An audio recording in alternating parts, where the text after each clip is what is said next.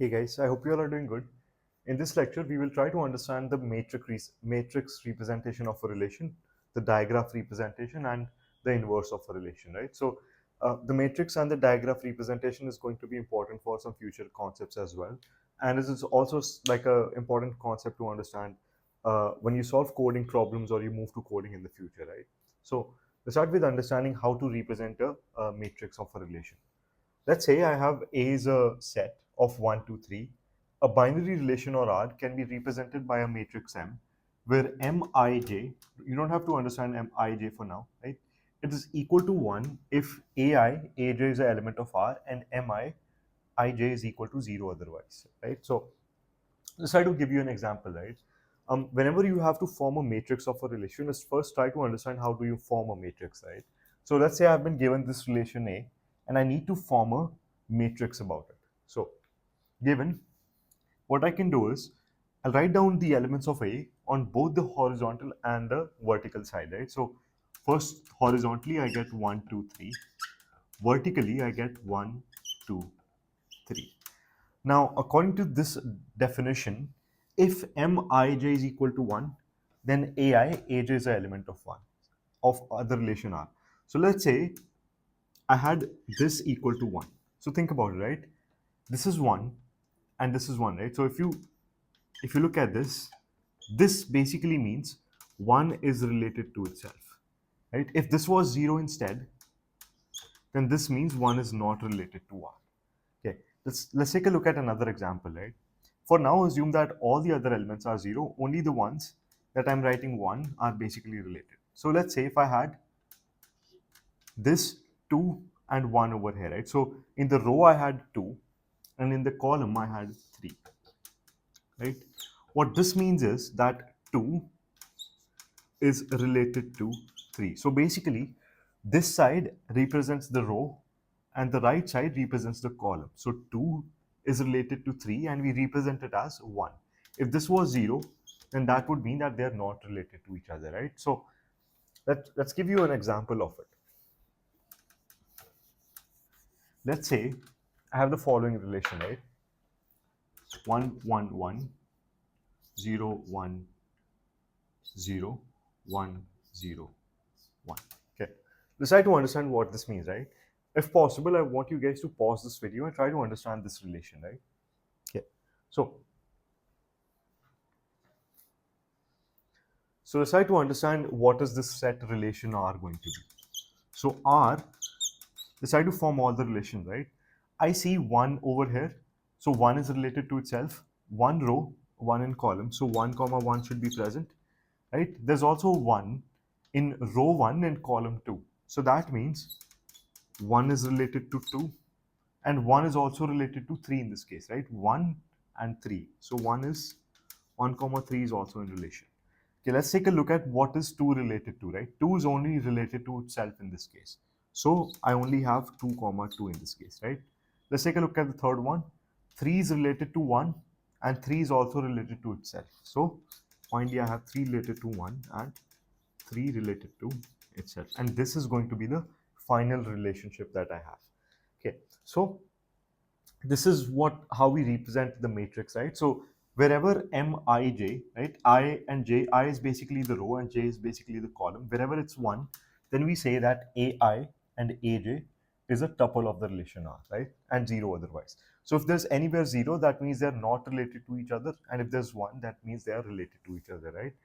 So how is this helpful to us? Basically, when we solve coding problems, right, that is where we can use matrix representation to form our questions, right? We cannot just, we need some kind of way to represent our relations in coding, right? That is where we use the matrix representation to represent it.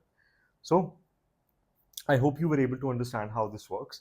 And one more thing to understand is that using the matrix, just by looking at it, you can interpret some of the few things, right? So for example, if you need to understand whether a relation is reflexive or not, I need to just look at the diagonal side, right? So if you see 1 is related to 1, 2 is related to 2, and 3 is related to C. So in the diagonal, if all the values are 1, then I can say that it is a reflexive relation.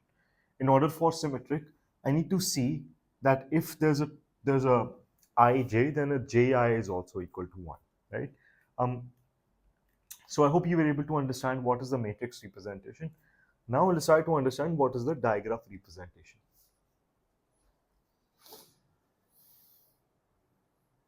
Okay, now let's try to understand what is a digraph representation, right?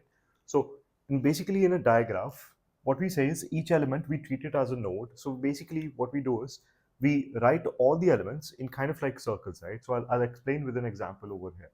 But one is each element is a node, and if A is related to B, then we draw an arrow from A to B, right? So let's take a look at an example. Let's say I have A is equal to 1, 2, and 3, right? And given the relation R is equal to 1, comma 1, 2, comma 1, and 3, comma 3. So the first thing that I do is I represent each of the elements of A with a node, right? So what I do is I say 1, 2, and 3, right? For now, you don't have to worry about the shape, right? I can just represent any element anywhere on the board, right? So maybe I could have written this 1 over here and this 2 over here, right? Okay, so the second thing is, if whatever the relation is, then we draw arrow from that element to the other element, right? So I've been given 1 is related to itself. So when an element is related to itself, we draw loop around it with an arrow, right? So if you see this loop, that means that the element is related to itself. Second one, I see 2 is related to 1. So since 2 is related to 1, I'll draw an arrow from 2 to 1 in this case, right? 3 is related to itself, so that means there will be a loop around 3 to itself, right? And this is going to be the entire relation in this case. Let's say I add another one, which is I add 1, comma 3. So what do you think the arrow will go from? Would it go from 1 to 3, or would it go from 3 to 1, right? So you can pause this video and try to solve this question. Okay, so since I've been given 1 to 3, that means the arrow will go from 1 to 3 in this case, right? So what the basic point is that using these digraphs, you can form a relation and you can kind of try to interpret what it means, right? So how do we interpret it? Let's say whenever you see loop around all the elements in a digraph, that means the relation is reflexive, right? So let's say I had this B is equal to 1, 2, 3, 4, right? Let's say I had 1, 2, 3, 4. If I had loops around each one of these elements, that means it is going to be a reflexive, right? Because all the elements are related to themselves. Similarly, I can try to figure out if it is symmetric, antisymmetric, or transitive as well, right? We will try to understand those with questions. So I hope you were able to understand the digraph and the matrix representation. Just a quick summary. In a matrix, what we do is we try to write down all the elements of the set in a row and in column. And wherever we represent 1, it means the element in the row is related to the element in the column. And whenever we write it 0, that means they're not related, right? And in a digraph, what we do is we write down all the elements on kind of like a diagram, right? And then we draw an arrow from one element to the other if they are related to each other, right? So I hope you were able to understand the digraph and the matrix representation.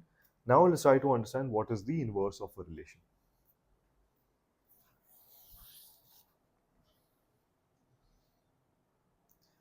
Okay, so now this is the definition of the inverse of a relation. It is very easy to understand, right? If a relation R is on a set A, then the inverse of R is denoted by R inverse, and it's basically this definition, right? So what this definition basically means is, if I've been given a relation, I'm just going to swap the elements, right? So in the tuple, I'm going to switch the elements around. So let's say I have this set A is equal to 1, 2, comma 3, right? And I've been given relation R is equal to 1, comma 1, 2, comma 1, and let's say 3, comma 1, right? What is going to be the inverse? In the inverse, I'm simply going to switch all the elements, right? So what I get is R inverse is equal to 1, comma 1. Since even if I switch the 1, comma 1, it would still remain the same element. But in 2, comma 1 would become 1, comma 2, and 3, comma 1 would become 1, comma 3, right? So I hope you were able to understand the inverse of a function. Now, I want to ask you this question, right? Let's say you've been given a digraph of a relation. How would you form the inverse of that relation on a diagram, right? So try to pause this video and try to understand or think about it. So the answer is that if I have to form the inverse of a relation on a digraph, I'll simply just switch the arrows around. So let's say I had 1, 2, and 3. And let's say this was the relation that I've been given, right? This is not equal to this one. So let's say this relation is 1 is related to 3 and 2 is related to 3 as well. If I need to form the inverse of it, what I'll do is I'll simply switch the arrows around, right? So if you have a good understanding about inverse and functions, then I think this should be very easy to understand. So I hope you were able to understand both the representations of matrix and digraph and the inverse of a relation. Now let's try to solve a few questions on all these concepts.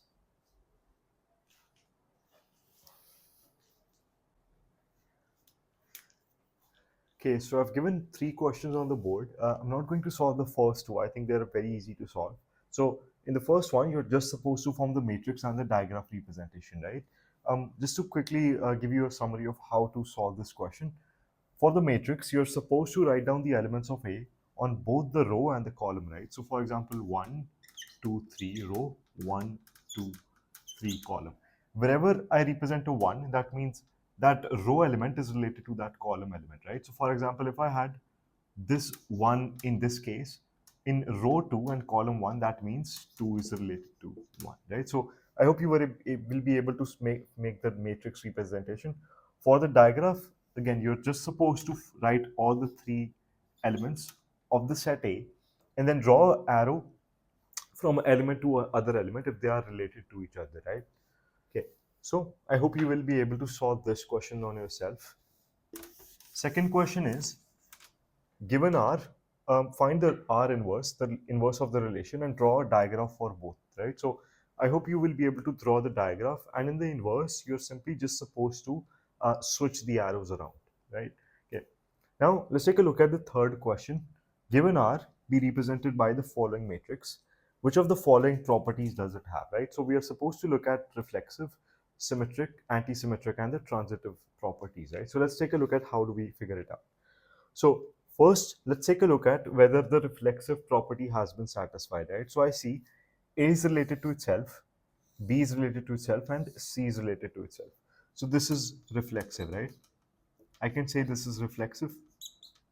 That is true.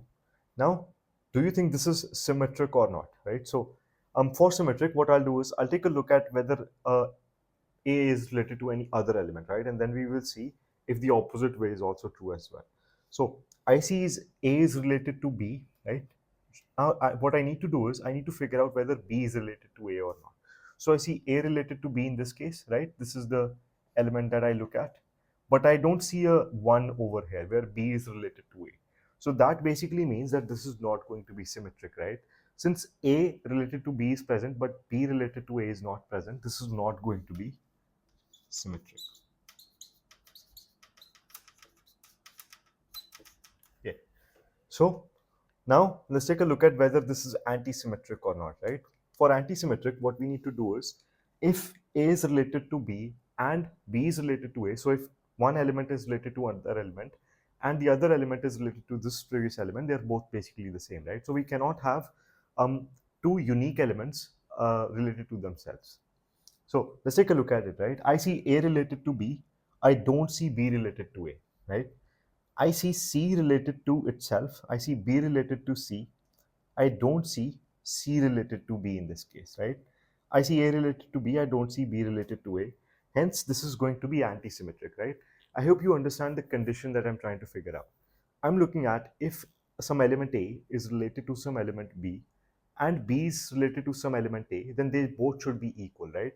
If they're not equal, then in that case, that would be not antisymmetric. So this is going to be antisymmetric in this case.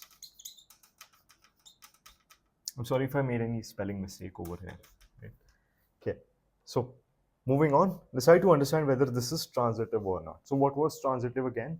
If A is related to B and B is related to C, then A is related to C as well. So I'll leave the transitive part to you guys to solve, right? But I hope you understand how we basically figure out all these properties, right? So that was it for this lecture. I'll see you guys in the next video.